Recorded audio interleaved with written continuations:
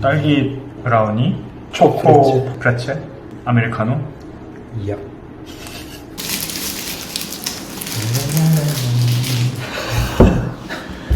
단거 앞에서 노래를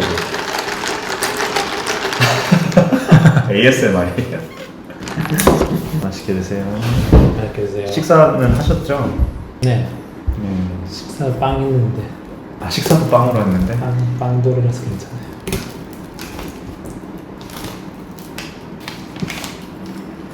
제가 얼마 전에 럭키라는 책을 봤는데 김작가 TV를 운영하시는 김작가라는 분이 쓰신 거거든요. 아, 네.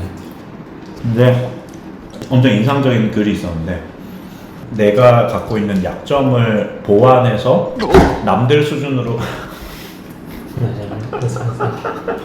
난 뭐 전쟁난 줄 알았어. 내가 갖고 있는 약점을 남들 수준으로 보완하려고 하는 게 일반적인 사람들의 노력인데 그런 에너지와 시간을 자기 강점을 더 극대화하는 데 집중시키면 그게 더 오히려 성공에 효율적이다. 근데 굉장히 일리가 있는 말이라고 저는 그렇게 생각이 됐거든요. 네. 형은 뭐 약점이 없어서 이런 거 잘 공감을 못하는 거야? 약점이 너무 많아가지고 약점만 보완하다 좀 끝나는 인생이가지고 강점이 뭐지? 나의? 아니 근데 사실 저만 해도 예를 들면 내가 좀 약한 부분들을 보완하려고 엄청 애를 많이 썼거든요. 그러니까 영어를 내가 프로페셔널하게 쓸 수 있는 수준으로 되려면 영어 공부를 더 해야 된다라고 생각해서 영어를 엄청 그렇게 한다든지 나는 그걸 굉장히 당연하게 생각해왔단 말이에요. 그게 그 사회에서의 교육이라는 건 자고로 다 그런 거라고 생각을 해왔던 것 같아. 내가 갖추지 않은 것들을 배우고 근데 한 번도 내가 이거 잘하니까 이걸 더 잘해야지 그런 교육을 받거나 아니면 그런 노력을 해서 이걸 더 잘해봐야지 라고 생각은 잘 못 해본 거. 형 같으면은 아예 영어를 엄청 더 근데 저는 사실 조금 그러니까 다른 맥락에서 비슷한 생각을 한 적은 있어요. 그러니까 약점이라고 하기보다는 저는 사실 그러니까 제가 외국어 공부하는 거 원래 어렸을 때부터 좋아해가지고 그 영어 얘기하니까 생각이 났는데 제가 이제 영어를 공부하는 거 좋아했고 또 독일어도 이제 전공을 해서 조금 하고 근데 저는 이제 공부하는 거 자체를 좋아해가지고 새로운 것들을 저는 사실 배운 게 되게 많거든요. 스페인어도 배우고 중국어 배우고 프랑스어 배우고 뭐 하여튼 기타 등등 일본어도 배운 적 있고 이렇게 조금씩 다 맞아봤어요. 이게 뭐 어떤 책인지도 막 궁금하고 그래가지고 근데 그 하다 보니까 뭐 인사말하고 사실 거의 기억도 이제 거의 안 나요. 알파벳 뜨문뜨문 읽는 정도고 그러다 보니까 아 이거를 차라리 내가 뭐 원래 좀 더 잘하는 뭐 영어나 독일어를 더 하면은 이게 막 진짜 막 날아다녔을 수도 있겠다 이런 생각이 들긴 하더라고요. 그렇죠. 네. 그러니까 저는 조금 다른 맥락인데 내가 삶을 어떻게 볼지 문제인 것 같긴 해요. 사실 나는 이게 서바이벌이다 경쟁이다 라고 하면은 사실은 내가 원래 잘하는 거 더 잘하는 게 더 의미가 있을 수도 있고 강점을 더 키우는 게 의미가 있을 수도 있는데 그게 아니라 뭐 인생은 뭐 그냥 내가 하고 싶은 거 하면서 즐기는 거야. 뚝딱뚝딱 이렇게 고쳐 나가면서 이렇게 좀 이렇게 힐링이 되잖아요, 사람이. 기술이 또 탑재되면서 힐링이 되고. 그러니까 내가 어제보다는 오늘 더 낫고 약간 이런 느낌으로. 그래서 뭐 그런 의미에서 꼭 영어만 더 잘해야 되냐, 뭐 이것저것 배워볼 수도 있지. 라는 생각도 들고 뭐 약간 좀 그런 고민을 해본 적은 있어요. 근데 이제 저는 그걸 보고 좀 혼자 가만히 생각을 해보니까 그 말이 굉장히 일리가 있고 좋은 말인데 한편으로는 내가 그냥 일반 직장 생활을 한다라고 생각을 했을 때 사실 그게 너무 힘든 일인 거야. 그러니까 예를 들면 그러니까 내가 뭐 무역회사를 다니는데 난 영어가 약한데 대신에 영업을 엄청 잘해. 근데 영어를 그렇다고 내팽개칠 수는 없는 직업인 거죠. 그러니까 그쵸. 내 강점을 살려고 나는 오로지 뭐 영업 스킬만 막 계속 배우고 이렇게 할 거야 라고 하기는 어려우니까 만약에 이 사람이 그 직업을 그만두고 그냥 뭐 예를 들어서 뭐 자기 혼자 그냥 한국에서 물건을 파는 일을 한다든지 아니면은 뭐 유튜브를 한다든지 이러면은 자기의 그 강점을 극대화해서 그걸로 이제 밥벌이를 하는 이제 방법을 할 수 있을 텐데 네. 그냥 조직 생활을 할 때는 분명히 그 조직에서 필요한 A, B, C, D가 있을 때 A, B, C, D를 아주 아웃스탠딩하게 잘하지는 못해도 그냥 평균 정도는 해라 라는 게 그 조직의 관리 방식이잖아요. 조직이 필요하면 우리가 교육을 지원이라도 해줄 테니까 네. 이 정도는 해라.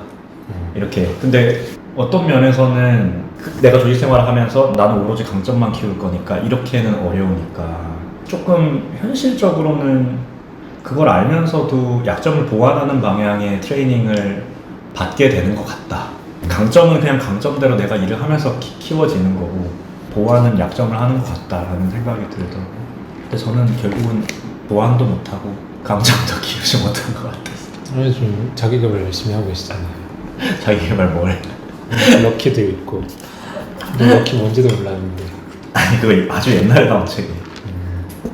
근데 이게 너무 사실은 사바사 케바케라서 일률적으로 얘기하기는 힘든 얘기인데 우리 직종에서만 봐도 저희는 사실 법이 너무 여러 가지 분야들이 있고 누군가 이렇게 나는 당연히 변호사니까 알겠지 하고 물어보는 것들을 저는 되게 기본적인 건데 모르는 경우도 많고 왜냐면 나는 그 법을 본 적이 없어서 근데 그랬을 때 자꾸 그런 그 의문이 들더라고요 저도. 그러니까 이게 모든 거를 내가 조금씩은 다 이렇게 손을 대봐야 되는 것일까 아니면은 원래 내가 잘하는 거 그냥 계속 한 우물로 파야 되는 건가.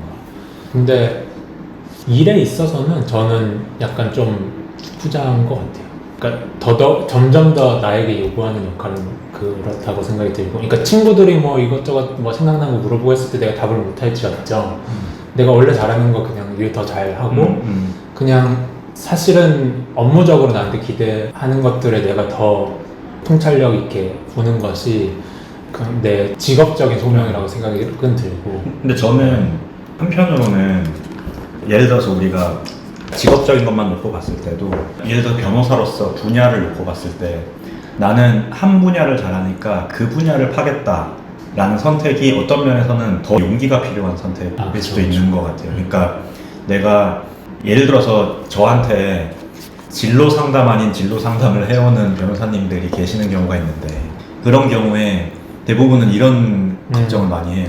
그러니까 나도 너처럼 큰 회사를 다니다가 나가서 나도 내 비즈니스를 해보고 싶은데 내가 큰 회사에서 했던 일이 나가서 별로 통할 것 같지가 않다. 예를 들면 그쵸. 내가 뭐 그분의 케이스는 아니지만 뭐 예를 들어서 뭐 개인정보 일을 했다. 뭐 아니면은 뭐 공정거래 일을 했다. 그럴 때 이거 나가서 그냥 일반 개인들을 상대로 할 일이 아니니까 그러면은 나도 좀 작은 일들에 대해서 막 공부를 좀 해야 될까? 이런 고민들을 되게 많이 하잖아요. 네네. 근데 그럴 때 아니, 잘하는 거를 더 잘하게 키우세요 라는 방식이 어떤 면에서는 되게 좀 용기가 필요한 일인 것 같아요. 그래서 오히려 내가 잘 못하던 것을 지금이라도 좀 늦었지만 배워야지 라고 해서 하는 게 마음이 편한 거야. 그렇죠. 내가 마음이 편한 거야. 내가 편하지. 내가 편한 거야. 내가 평균으로 찾아가는 느낌이 있으니까 그게 마음이 편해지는 게 있어서 결국 거기서 개인이 선택하는 게 되게 어려운 일인 것 같아요. 그 눈앞의 이익을 또 포기할 수는 없잖아. 그냥 회사가 너는 영업을 잘하지만 영어를 못하는데 승진하고 싶으면 영어 성적이 필요해 이런 식으로 할 때 영어를 해야 되잖아. 그렇죠. 그러니까 뭐 그런 이제 그 눈앞의 이익과 안정적인 선택들을 포기할 수 없으니까 결국은 약점을 보완하는 방향이 속이 편하고 마음이 편한 일인 것 같긴 한데 사실은 좀 용기를 내야 될 필요도 있긴 있는 것 같고 근데 그거는 참 자기 마음속의 일이라서 형처럼 용기가 있는 사람이 세상에 많지가 않더라고. 아니 저도 당연히 이제 나약한 인간이니까 계속 하나도 안 나요. 그러니까 겁이 항상 나고 내가 이것만 해가지고 먹고 살 수 있을까. 맞아. 뭐 매일의 이런 의문에 시달리기도 하고 그런데 그러니까 용기라는 게 원래 태생적으로 내가 좀 갖고 있거나 뭐 이렇게 한 사람은 뭐 더할 나위 없이 좋겠지만 저같이 이제 나약하게 태어난 사람은 이제 저는 용기를 내는 방법을 좀 고민을 해봤어요. 내 나름대로. 진짜 왜냐면 원래 용기가 없으니까. 진짜 우문현답. 근데 저는 약간 제 방법은 내 인생의 통계를 믿자. 그러니까 내가 축적한 이제 제가 이제 적정히 살았으니까 이제 데이터들 좀 있잖아요. 나는 이럴 때는 이렇더라. 이 정도는 내가 하더라. 뭐 이럴 때는 잘 풀리더라. 나의 이제 성취도라든지 이런 것들에 좀 그렇게 이제 저는 좀 원래는 없지만 이제 용기를 좀 끌어내서 하려고 하고 신입사원이 그렇게 하기 쉽지 않겠죠. 그리고 뭐 그렇게 하는 게 바람직한지도 모르겠고 처음에는 맞아. 뭐 이런저런 경험들을 당연히 하는 시간들이 필요하고 그리고 너무 초기에는 내가 뭘 잘하는지 잘 모르니까. 그러니까요. 근데 이제 지금쯤 되면은 이제 저도 뭐 이제 제가 어떤 거가 좀뭐 강하다, 어떤 게 약하다. 이게 보이는데 그랬을 때 이제 자꾸 약한 쪽으로 눈이 돌아가는 게 이제 나약한 인간의 본성이라고 하면 이거를 이제 자꾸 이렇게 눈을 돌리는 거는 이제 내가 좀 후천적으로 길러낸 나의 근력. 그러니까 결국은 자기 객관화를 할 수 있는 시점이 됐을 때 자기 객관화를 하기까지는 어느 정도의 사회 경험이 필요한데 자기 객관화를 할 수 있는 시점이 됐을 때 용기를 내서 자기의 강점을 키우는 방향으로 자기의 에너지와 노력을 쏟는 그 용기를 내는 거는 결국은 자기에 대한 믿음이네. 그렇죠. 근데 그 믿음 어디서 끌어올 거죠? 찰떡같이 정리를 해내는 거죠. 그래서 강점이 내 강점은 이거야. 요약을 정리를 잘할 그러니까 독창적인 컨텐츠는 없는데 정리 잘하면 됐죠. 강점을 집중하세요. 근데 나는 말씀 계속 해주세요. 결론적으로는 약점을 보완하든 강점을 키우든 둘 중에 하나라도 잘하면 그래도 훌륭하다. 맞아. 우리가 꼭 100만 유튜버가 될 필요는 없고 우리가 창업했다고 다 앨런 머스크가 될 필요는 없고 변호사하고 다 권사오게 될 수는 없고. 팩폭하세요. 저 100만 유튜브 하고 싶어요. 100만 유튜브 하려면 브이로그 좀 찍어보세요.